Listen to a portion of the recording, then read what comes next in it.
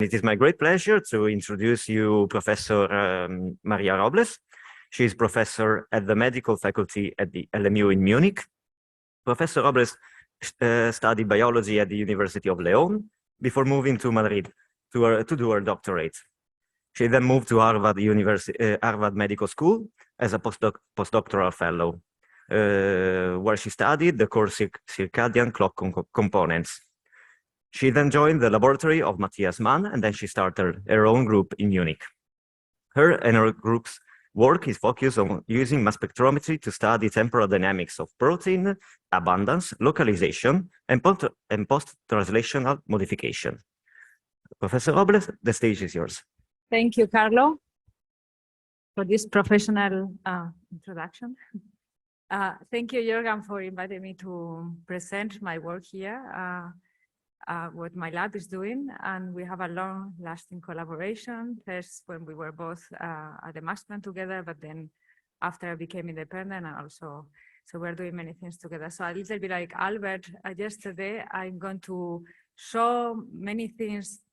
So most of the work I have been doing, Jürgen had helped me with some of the analysis, and my group implementing several things, mass quantum perceivers to allow us to do our work, but also maybe a couple of, as Albert did, and a couple of signs to Jürgen, things that we probably want to still change or develop that will also help in the future what we are doing. I guess, well, because this is going to be a scientific talk, so, and it's totally different from what Albert presented yesterday, and Tammy, unfortunately, I couldn't see her, it didn't arrive on time. I'm going to give relatively a long introduction about my biological topic, and this is the circadian clock. So basically, my lab uses quantitative proteomics to understand circadian processes, but also sleep processes.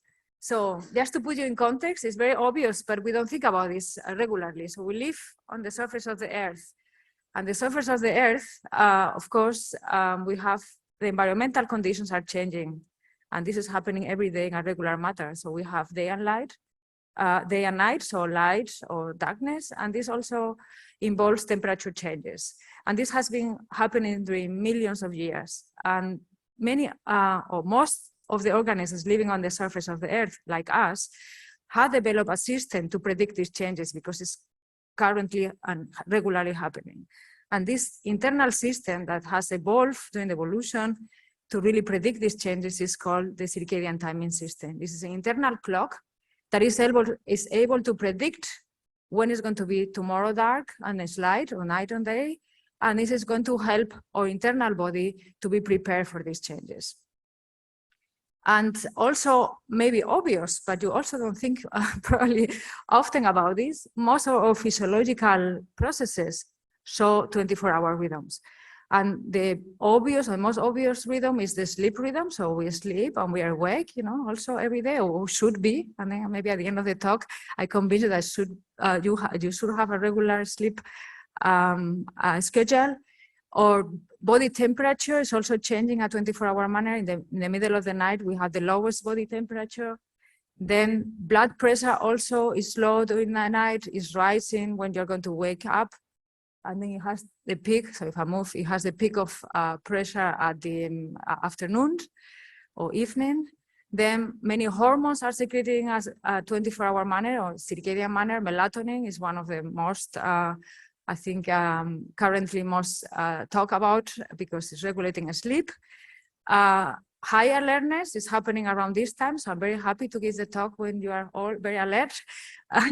Also, best coordination is happening around 2 p.m.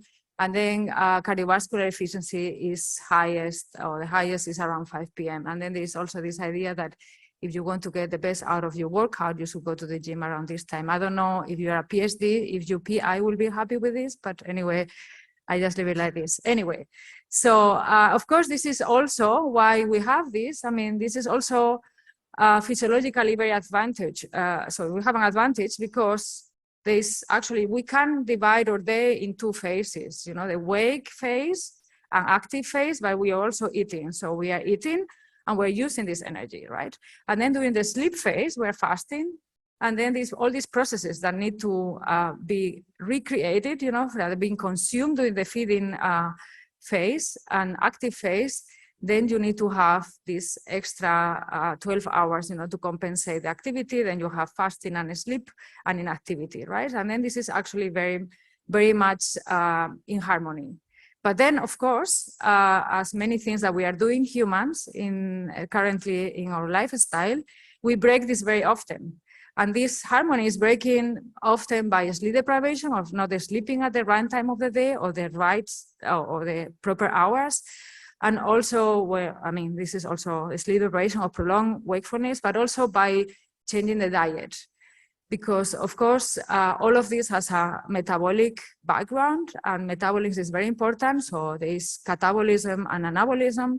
You are very much compartmentalized. And then when you change the food intake or the type of diet, this also has extreme consequences.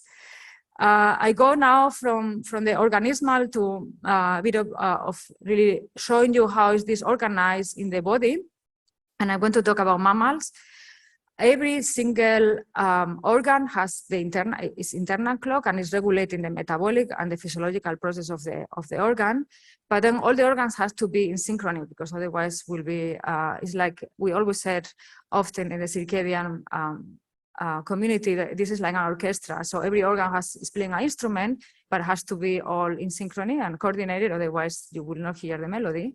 And the main conductor of this orchestra is at the suprachiasmatic nucleus, a small brain area that in the hippocampus that with 20,000 neurons in each hemisphere is coordinating the clocks or is synchronizing the clocks in each organ. So the SCN, suprachiasmatic nucleus, sends signals to the peripheral organs to coordinate the rhythms. And as I said, all of these clocks are important for the physiology and metabolic processes of these tissues. And as I said, before with the food.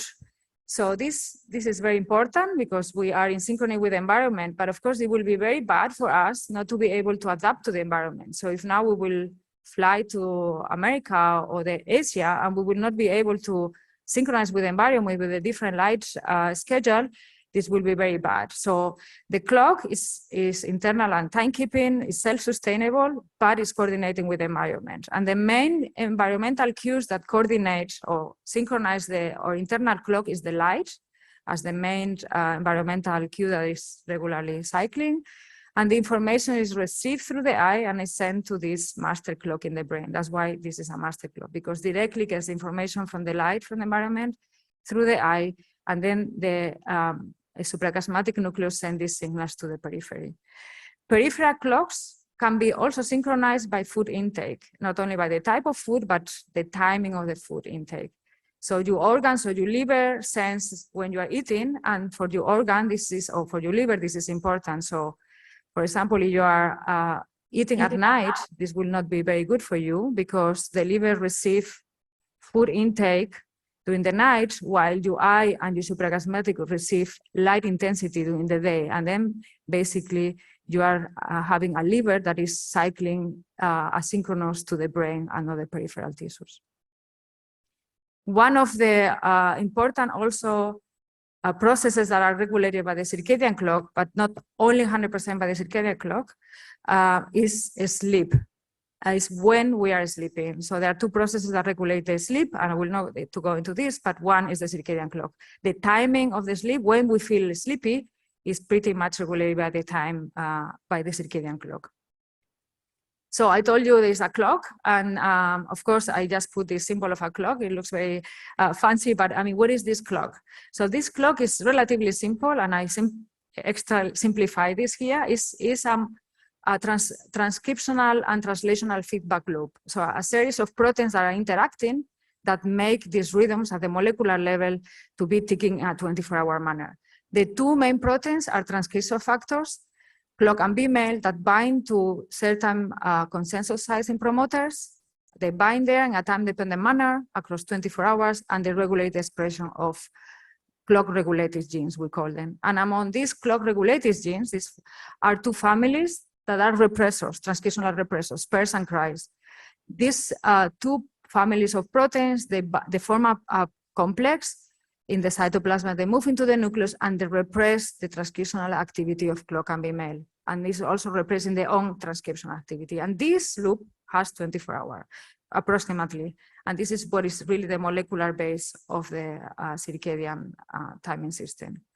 So as I said, there are many genes that are regulated by these transcription factors, and approximately in every single tissue, 20% of the genes show 24-hour expression changes. And very interesting, these genes are very different across tissues, and we still don't understand how is this controlled. And I told you, every clock in every tissue is important for its own metabolism, so it will not make sense that you regulate the same genes in all the tissues, but it's tissue-specific transcriptional control. And one of the projects in the lab is trying to understand this by looking at this complex in the chromatin, but I will not talk about this today. So I showed you that RNA, basically translation, mRNA levels are changing with this little cartoon before, but now we know many groups in the field had really been looking at rhythms at different levels at this central dogma. So we know that the chromatin structure shows 24-hour rhythms, so chromatin compaction and also epigenetic markers that also regulate the binding of these two transcription factors, clock and B-mail, show 24-hour rhythms. So nascent transcription is circadian, poly-A length, the length of the poly-A mRNAs also show rhythms of 24 hours, mRNA stability to create these transcriptional rhythms, translation, ribosome biogenesis, and protein abundance and protein post-translational modifications. And these two last steps I'm going to talk about today because this is what I've been working on. When I joined the group of Matthias Mann, nobody had really showed a protein. So we have, people in the field had shown, because the technology was far, to show that with microarrays, now of course with deep sequencing and all of these new technologies, that this transcriptome is circadian. But the question was, are these mRNAs that are changing abundance in a 24-hour manner also are translating into proteins? And do we have protein cycles in every given tissue? And this is what I propose Matthias to do. And at this point, we quantify proteins, right, in a time-dependent manner, but we needed to have a way to really analyze these time series. And this was the first kind of like collaboration with Jorgen, and I wanted to have implemented in Perseus and time series analysis option that would allow me to take all my time points that I collected in a given tissue and then look for circadian rhythmicity. And this is done by, basically you have your time series, you can look at any periodicity that you want, and you have all your time points, all your proteomes, and then basically you fit your time points or your quantitative data to a cosine curve, in my case with a 24-hour periodicity. You can change this in Perseus. And Perseus also calculates the goodness of the fit by doing randomized calculation or randomized control, and actually you get p-values and q-values from this fitting. And basically you can actually look at the statistical output of this fitting or quantitative data into this cosine curve. As I said, if you're also looking time series, any type of time series, doesn't need to be with 24 hours, you can use this option in Perseus. So by doing this, at the beginning, this was done some years ago, I used as an internal standard, LFQ, was not there yet. And we used the SciLab mouse developed by Marcus Kruger to use as an internal standard. So I collected livers from 4 biological replicates for mice every 3 hours across 48 hours. So I was myself sleep deprived in the collection. And then by using internal standard with the SciLab mouse liver, I quantify the proteins. And after using this option in Perseus, I extracted the significant proteins that are showing changes in the abundance, or in this case was ratios, heavy to light, in a 24-hour manner. And then here is these proteins plotted based in the phase, and you can really see that you have proteins high is blue, you have proteins that are peaking across all of the times of the day. And in the second day, this is the beauty of having a second day, you see the same pattern. And the first question, that was my main question, is how many of these proteins are cycling in the liver? And I found that more than 6% of all the proteins that I quantified are showing these rhythms. And the next question was, are these proteins also having a rhythmic transcript? The answer is yes. 2/3 of these proteins show rhythmic transcripts, but when I plot them now next to each corresponding protein, you can see that the pattern doesn't necessarily follow. So basically showing that even though the mRNAs are showing cycles, the proteins don't show the same cycle at the same phase. We call phase is the peak of this cycle. And when we calculate what is the difference between the peak of the mRNA and the peak of the protein for the whole for the global analysis, we found that the majority of proteins peak between 2 and 6 hours after the mRNA. But we have a lot of outliers that even the protein is peaking 12 hours after the mRNA. So a bit stressing a bit what Bella also showed this morning and happened yesterday. So looking at mRNA levels, you cannot predict when these proteins are expressed or even if they show any rhythms in my case, right? So one example of proteins that are extremely regulated by the protein level in the liver that don't follow and they don't care about what their own mRNA is doing are proteins that are important for detoxifying xenobiotics. Xenobiotics are drugs that, xenobiotic detoxification is very important in the liver because it's a process that really detoxifying. It's also typical when you take your paracetamol, it can be also liver damaging because, it's where the detoxification of drug is happening. And then interesting, of course, mice are nocturnal and they are eating at night. The majority of xenobiotics are coming with a diet. So all of the proteins of this pathway are expressed, are cycling, and they all express, the peak of the expression is happening in this small window within 2 hours in the middle of the night when the food intake is maximum. And if we look at when the mRNAs of these proteins is maximally expressed, they are all scattered across the day. So basically, this is a very precise process that controls, and these proteins are in this mechanism are really highly expressed there in the middle of the night when they are highly necessary in the liver. And then, for example, if I show you the pattern of these proteins, will be these different colors. Is the blue. This is the profile of the changes of these proteins within the 48 hours. And when I match the profile of these proteins to metabolites that are known to be detoxified in the liver, and this was data that was published, there was only 24-hour collection, you can really see that the patterns of these enzymes really are exactly the same of the levels of these xenobiotics, so indicating that they need to be there when the levels of the xenobiotics are high and need to be detoxified. So we also did a lot of work in not only total tissue, so we also isolate mitochondria in order to find mitochondrial processes that are regulating a 24-hour manner. And many of these mitochondrial proteins that are changing, then we cannot really see them when we look at total liver. So actually looking at a spatial resolution, right, isolating organelles, it can give you another level of depth.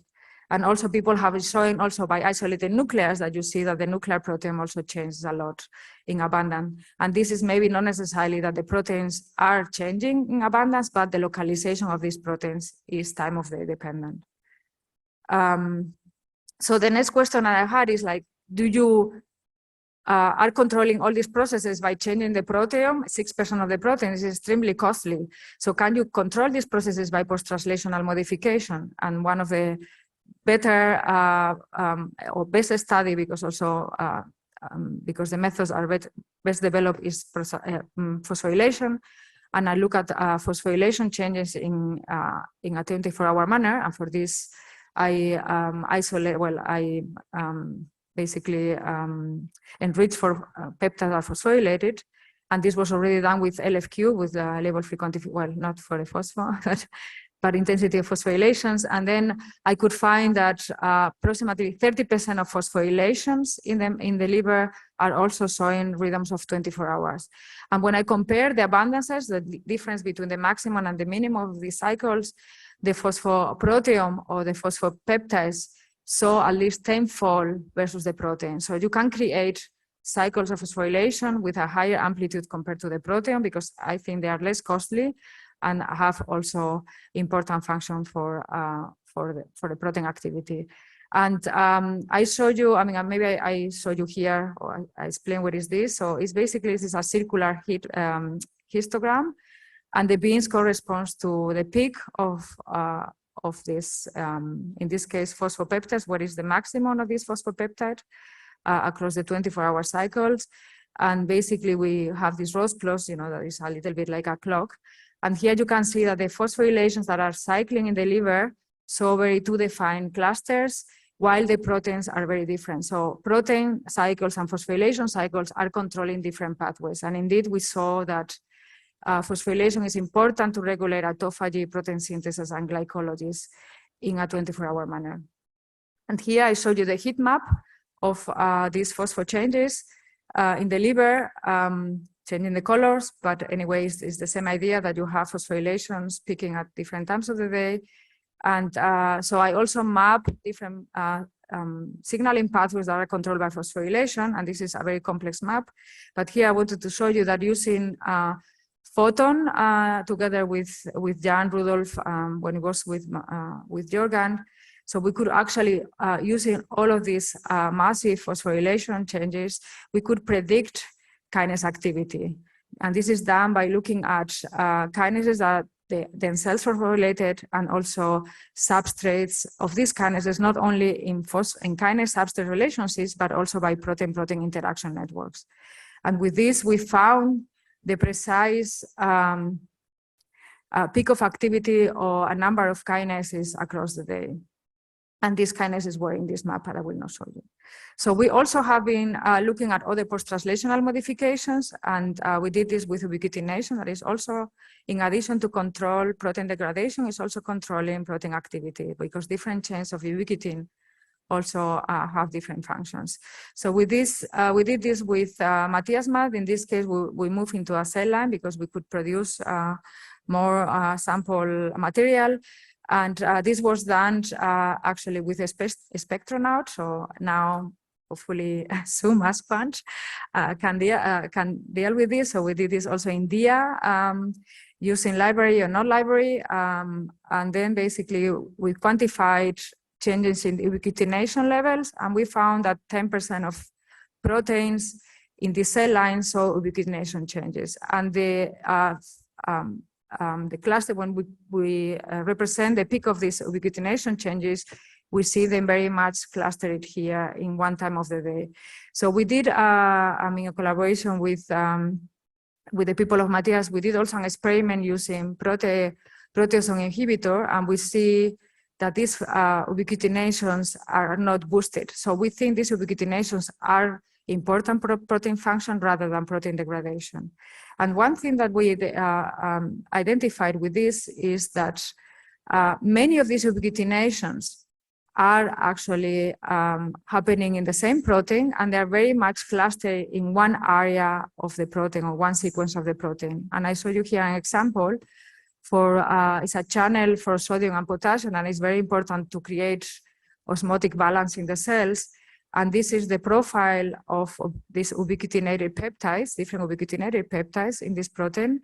And here in these red dots and lines, I show you where these cycling ubiquitinations are happening in the protein sequence. And you can see that they tend to be clustered in one area of the protein. So we think these ubiquitinations are clustered there because this area of the protein, or this sequence of the protein, is important for the function. And in this case, probably it's important for the activity of these channels, because actually these channels themselves don't change in abundance at the protein level. And it's known actually that there's rhythms in levels of sodium and potassium in the cell, and there's also rhythms of osmotic and cell volume also changing in a circadian manner. And we think maybe ubiquitination is this post-translational modification that is controlling the function of these channels that are bringing and expelling ions in the cell. So as I keep saying, metabolism is an output of the clock, but it's also important for the clock to be regulated because it's also somehow giving time of the information to the clock. And here I showed you, this is a very complicated map of metabolism in general, all of these gray lines too. And in red, I highlight all of these processes are regulated by circadian, in a circadian manner. You can see that many of these processes are really showing a time of day. And people actually have been doing also metabolomics with time series, looking at rhythms in 24 hours. So we know, and this is a paper already 4 years old, that have really profiled metabolite rhythms in different tissues and really have shown that high degree of metabolites are really changing at 24 hours. And these metabolite rhythms are totally actually impaired when the mice are eating high-fat diet. That's why my link to a type of food. And basically, this was one idea because people have been generating a lot of these omics time series analysis in the circadian field, but it's very difficult to integrate. So I showed you how I integrated transcriptomics to the proteome, and I was also doing this with phospho and proteome, but with metabolites it was a bit more difficult. And this is when, and Bella showed this paper already this morning, this is when we collaborate, and Hamid did a very great job to develop this plugin in Perseus that actually allows to analyze metabolic pathways. And for my own interest, I just don't want to analyze metabolic pathways in unidirectional, but I want to look at rhythms, right, of these metabolic pathways. So the good thing about this is that you can create these networks of metabolites and enzymes or reactions actually with products and adduct, and then the enzyme that is mediating this reaction. And you can add quantitative data to all of these. So you have metabolite information, but you have also quantitative data of the enzyme per se that is mediating the reaction. And this could be transcript data, this can be protein levels, or this can be phosphorylation on any other PTM. And by doing this, we wanted to understand where is the association between these cycles of metabolites and actually the quantitative cycles at different omics of the enzymes that are mediating these reactions. So Hamid reanalyzed all of these data sets that were published, transcript data, protein data, also predicted kinases using photon that could also show time of day differences, that also could be mediators of some of these reactions, phosphoproteome, and the metabolites, and also we had some lipidomics, but it was very small data set. And by doing this and actually overlapping all this quantitative data with the reactions, so Hamid found out that phosphorylation is actually the main omic quantitative data that can predict the activity of these metabolic pathways or the activity of the enzymes, because actually phosphorylation levels of the enzymes will actually very much match the direction of the reactions by comparing the levels of the product and the adduct of the substrate of the reactions. And this is actually a list of, or whatever, a collection of reactions that we have rhythms of the metabolites and also rhythms of the enzymes at different levels. And I showed you, for example, one particular examples here, that is the glycine methyltransferase that takes SAM into the reaction and produce SACH. So SAM is S-adenosine methionine and SAH is S-adenosine dehomocystidine. And basically, when we look at this reaction in detail, we have phosphorylation level of the enzyme, and this will be this serine 10, and this will be in blue, and you can really see a very high difference between the levels of this serine phosphorylation that is peaking approximately at 18 and is low at 19. And then if we plot this with the levels of the metabolite SACH, and this metabolite is actually the product, you can see that the more phosphorylation, more product. So within phosphorylation is actually driving the activity of the enzyme. And then when we plot the phosphorylation level of the enzyme with the substrate, we see the opposite, so the antiphase cycle. So basically more activity of the enzyme with more phosphorylation less substrate because it's being consumed as being producing the product, as I showed you. So this could be one idea that you could actually add. You can be doing per se also actually plotting using quantitative data with all different omics and try to really look for nodes of activity that can explain your metabolic reaction. And now I move, and this will be relatively short. So we also are looking in the brain at protein and post-translational cycles, because this is also very important, not only for circadian processes, but also for sleep. And here we also wanted to have, we call 2-dimension, because we look at dynamics in 24 hours, but also in the spatial dimension. So we didn't not only want to look in total brain, but we wanted to go to not only a cellular level, so the neuron level, but a subcellular compartment that is very important for neuronal function, as will be the synaptic compartment. So we did this in collaboration with a group in the University of Zurich, and here we collected brains across 24 hours. And then we did 2 extractions. So one, it was total brain, we call homogenate, and one was isolated synaptic compartment, or synaptoneurosomes, and we did transcriptomics, proteomics, and phosphoproteomics with these 2 types of fractions. And I will just show you the synaptic compartment because this is a more interesting one, but basically just to tell you that all of the cycles, or all of the data that we find in the synaptic compartment, when we match to the fraction of quantitative data at the transcript protein phospho in the total brain, we don't see the same behavior. So basically we have a resolution in the synaptic compartment that we cannot really predict if we have the total brain, the massive digestion of the organ. So we found that approximately 12% of the proteins in the synaptic compartment show rhythms, and these rhythms are very much defined into clusters. So a cluster here at the transition of light to dark, and the mice are sleeping in the dark. I told you that they're nocturnal, and they're being awake in these 12 hours, right, and being active. So we see 2 different types of proteins that are actually cycling, that control different processes. And this cluster here, the transition from sleep to wake, there are proteins that are involved in neurotransmitter signaling pathways, and also calcium comes into the synaptic compartment and is important for synaptic function. And actually the proteins that are peaking here at the very late hours of the night, when the mice have been awake for many hours, are proteins that are involved in mitochondria processes. So we think the synaptic compartment is actually not, we think so, it's not the synaptic compartment, is full of mitochondria because the synaptic compartment needs a lot of energy, for the activity. And the fact that these proteins are peaking at this time of the day, this is what we think here, is that they've been active for so many hours that they have really a high demand of energy. And then these mitochondrial proteins have to be made in order to compensate this. So when we look at transcript in this particular area of the neuron, we see that 70% of the transcript that are localized there. So the neuron is huge, right? So you have the nucleus, and you have a long axon, and you have the synaptic compartment. And these mRNAs are localized there. And then also the abundance of these mRNAs show cycles, 70% of them.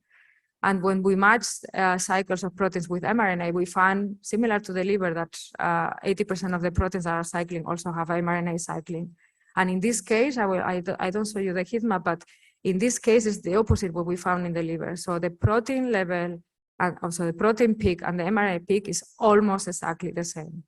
So what we think is happening here is that we have mRNAs that are being made in the nucleus, or transcribed, and then they are going to be transported along the axon. And sometimes the axons are really many centimeters, right?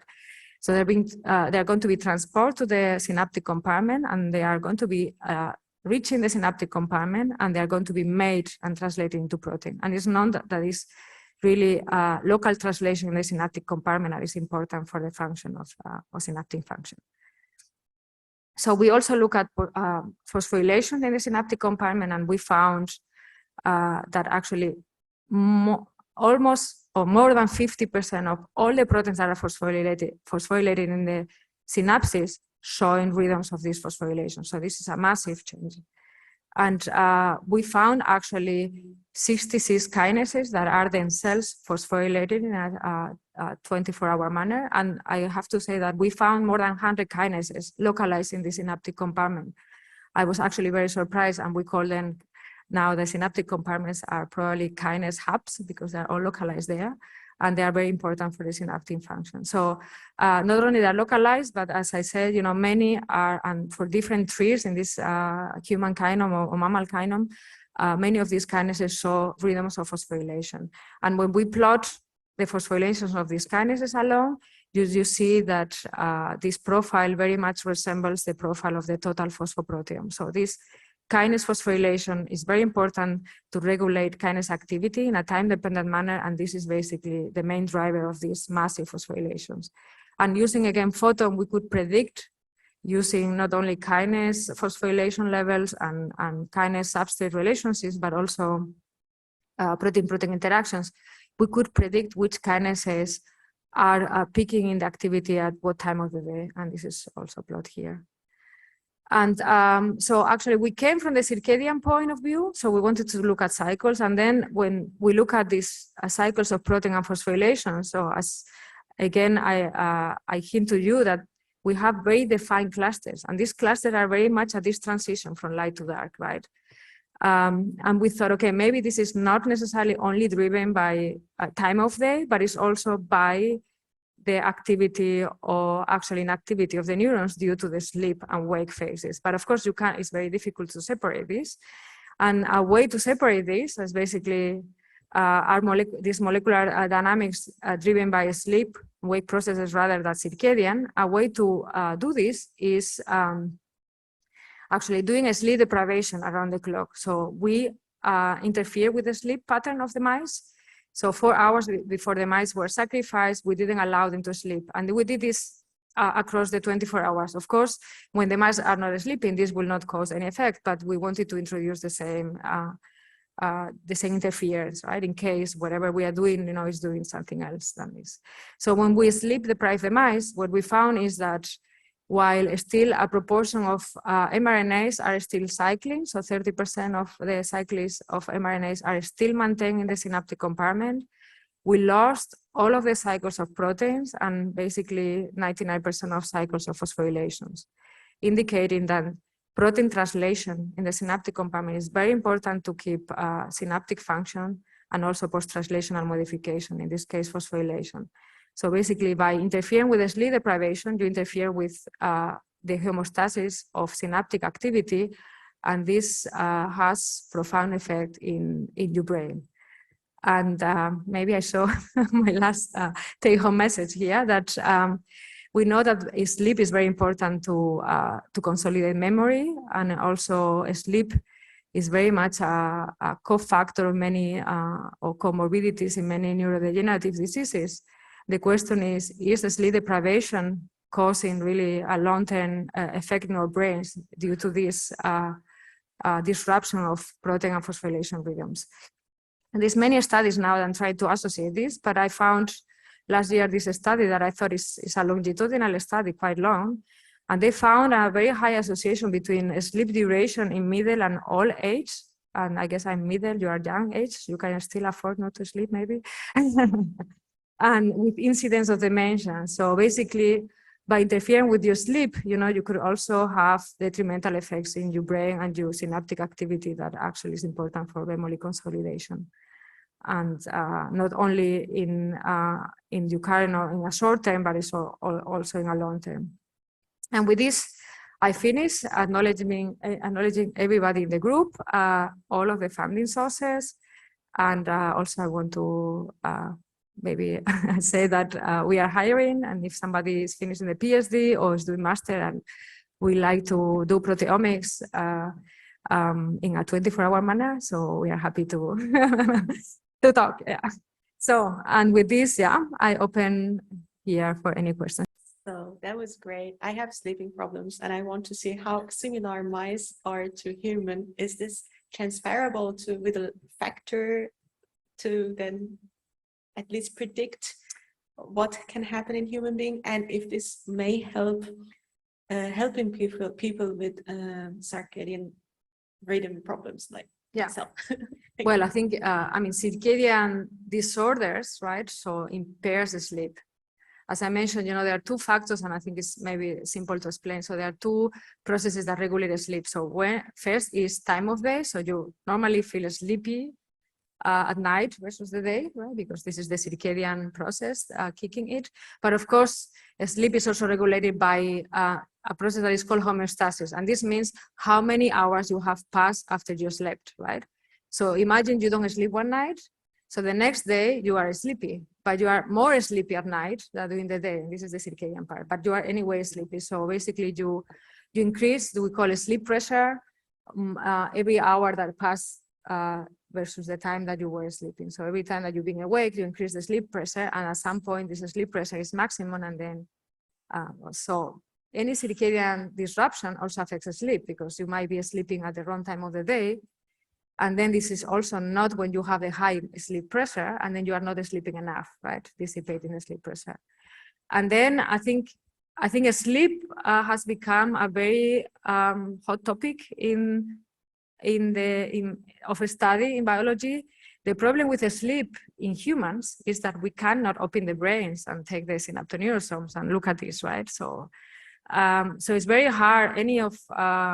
Any of processes that are happening in the brain that you cannot actually measure in a good manner are very difficult to study, right? And the methods that have been there developed for sleep are relatively bad. So it's these EEGs, and of course you have to be wired and all of this, right? So it's still early, but I think in the next years more work will be done. And I think, I think one of the sleep problem is one of the most costly health problems that the health system is paying for, right? And it's not only because people have problems with the sleep, and it's also because people are taking sleeping pills, and then of course you create yourself dependent of this. And also, I mean, it's known, and I think maybe this became very, that we tend to do everything at 24-hour manner. I mean, watching, working and everything, but I think this is actually not good for your body. And then your body gets used to this, and then you don't have a good pattern of sleep afterwards, right? So maybe if I give you an advice is try to be regular, and try not to have any light at night or before you go to sleep. So they're more or less sensitive people. So I'm falling asleep very quickly, so I don't care if I have a light shining on me. But some people are very sensitive to very small dim light. So if you want to fall asleep, try to be quiet, not light, and everything that helps. I mean, you're smiling, like probably you try all of this, but it's not working. But then it's a problem, I guess, right? Yeah. Albert, yeah. So. Yeah, great talk, and I have many questions, but I like to ask two. Maybe a simple one. How should we do cell culture? Should we switch on lights on and off, or? I always get this question. No, I mean, so cells.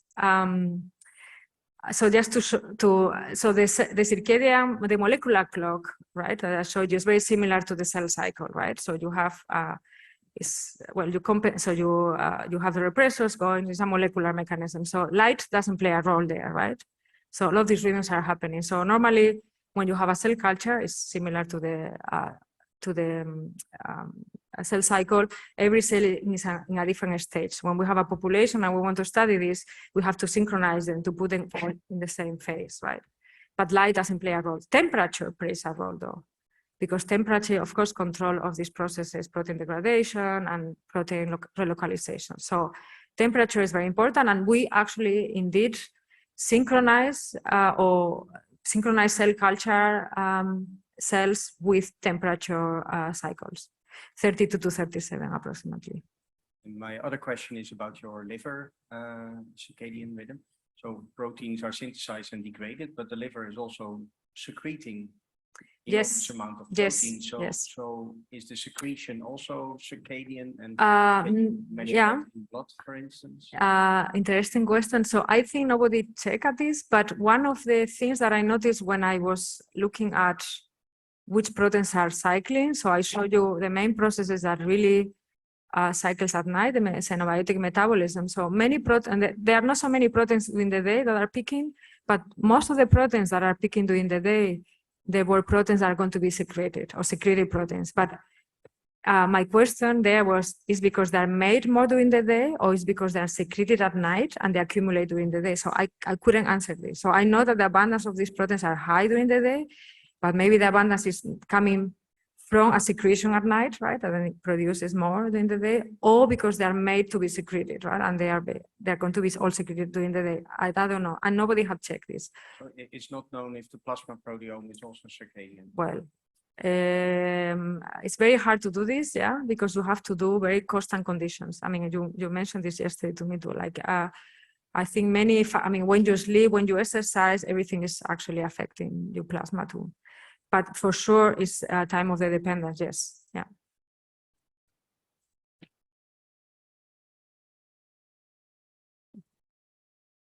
In one of the last slides, you showed this the sleep-deprived mice and how it completely breaks the pattern. But you said in the beginning that light is one of the main factors that affect the circadian rhythm. So how are those two things combined?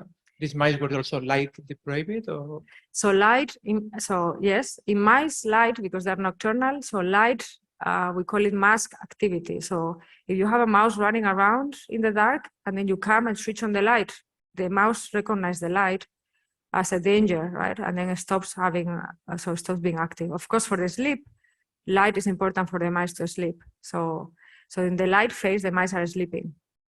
And in this case, what we did is, even though there was light, we kept the mice awake, right? So we interfere with the sleep by not allowing them to sleep regardless of being light as the mechanism. So light is important for the circadian clock. And as I mentioned, sleep is regulated not only by the circadian clock, but the other process. But I mean, you could also be awake at night when it's dark, right? So I mean, sleep is not only regulated by light. This is what I said, it's not like you only sleep if it's dark, and the mice also are also able to be awake even if it's dark. It's light, sorry, this is the opposite for them. Yeah, but I mean more if you don't expect some of this phosphorylation or protein expression to be regulated by light and not by sleep, or you see that all this cycle is... Yeah, no, in this case, the light, so we kept the same schedule of light. So we have 12 hours of light and 12 hours of dark. So the information from the light should be the same. The only difference is that we didn't allow the mice to sleep. But I mean, so if there will be cycles due to light and dark, this should be also happening, because we have cycles of light and dark, unless I didn't understand your question. No? Is this what you said? Yeah, but what my question was more that if you say that there is no cycles at all when you deprive them from sleeping, then the light is not affecting any cycle. The light is not, no. Because I mean, as I said, you can also sleep, and the mice, I mean, for many experiments, we keep them in constant darkness, which is darkness, right? So like no light at all, and then they still have rhythms of sleep, right?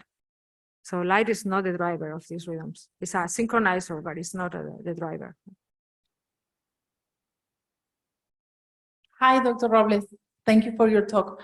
I was wondering, since there are different chronotypes in people, if you have any opinion on taking this into account when delivering immunotherapies, for example, for cancer. Is it like possible, feasible? Yeah, so it's extremely complicated. So we don't, I mean, we have also a project in the lab is trying to look at circadian clocks and cancer. So for many years, people thought that because also the circadian clock partially controls cell cycles, so they're tightly regulated. So people thought, okay, if you desynchronize the circadian clock, then the cells are free to divide whenever they want, and this is one of the characteristics of cancer. And people are trying to look at this, but not in a very precise manner by collecting time points and so on. More and more groups are showing that this is totally cancer, basically tumor context. So different cancers show different patterns. We are looking in pancreatic cancer, and we do see that the majority of pancreatic cell lines are primary, that the ones that we are characterizing have a functional clock, so they are able to cycle. And we do even see cycles in the tumor. in this case, it's interesting because then you could say, okay, which processes are the clock in these tumors regulating, and what time of the day will be these tumors more sensitive to the drug? And the best case scenario will be when these processes in the tumor are different from the normal processes in healthy cells, and you precisely can target this. I think this is a dream, yes. But it will be, another option will be that it's the same processes, but the timing is different, right? And then you could actually try to optimize the target for the best effect in the tumor, but minimizing the secondary effects in the other tissues. But this is something that is an open field, and many people are looking into this. So time of day treatments, not only for cancer, for many other metabolic processes, right? So typically, many medicaments are given regardless of time of day. So normally in the morning, actually in the hospital, most of the pills are given in the morning, right? Because it's practical for the nurses when they come. But nobody cares if the enzyme that these drugs are targeting is high in the morning or is high at night, right? So this is also a very attractive open field in circadian and in medicine now. So we have to convince the doctors that this is important, because of course it's complicated to tell the doctor, who actually is probably one of the profession that is more sleep deprived because they work at night, to come at night to give the treatment to the patients. But of course, if the outcome is very beneficial, you know, why not to do this? Okay, thank you. Great talk.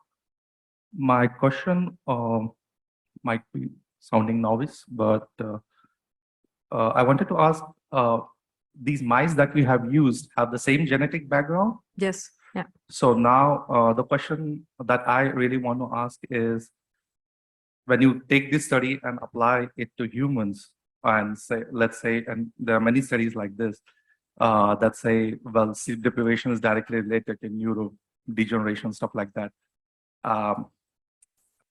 If you see some of the geniuses that are alive today or were previously, they were all insomnics. So the lady that asked. So yeah. How is genetic background of a person play a key role in determining? Yeah, so I think it's like any human process, you know, there is a huge inter-individual variability, right? And we do experiments with mice that are very homogeneous, right? And it's difficult to translate this sometimes. So as the first person asked, the second are the chronotypes. So it's very clear, and it's also very well known. So there's an early and late type and people in the middle, right? And I think by now everybody knows if you are early or late, because you tend to do important things in the morning or important things at night. Of course, this is affecting sleep deprivation effects. There's one of my colleagues that now is retired, so he worked with companies that have shift workers. And of course, the companies have shift workers, and then you have the workers randomly distributed in shifts, right? And normally these shifts are also changing. Sometimes you have 1 week of morning, and then evening and night. And then they try to characterize the chronotypes of the shift workers and try to put them in shifts that were more matching the chronotype. For example, late chronotypes to be doing night shifts. And this was actually extremely beneficial for the people, because the night workers, so the night shift workers with late chronotypes were able to deal with the sleep deprivation much better and actually recover from this night, compared to people who were very early, and you totally destroy them and you keep them working at night. So this is actually proven for this. Yeah. So sleep deprivation effects obviously have a individual variability, yes, depending on your chronotype partially. Yeah. Yeah, thank you for your presentation, first of all. Now, can you leave your hand? I don't know where you are. Oh, I'm here. There, the corner is dark and yeah. So since when you work with the mouse, right, or with the mice, you know, you don't work with one, and then you need a time window when you will sacrifice them.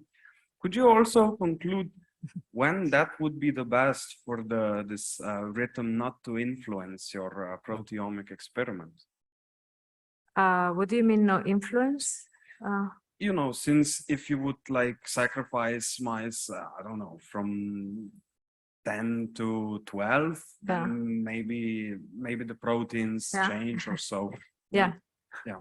So, I mean, depends, right? So, and I always, people who don't work in circadian biology and you work with one enzyme or one protein, right? And so you do a Western blot in the morning and then the next person comes and does it in the evening, or you yourself, and then reproducible results. It could very well be that this protein has different abundance levels in the morning at night, and you have been killed the mice in the morning, and another week or 1 year later, somebody comes and takes over the project and does it in the evening because the chronotype of the of the lab member.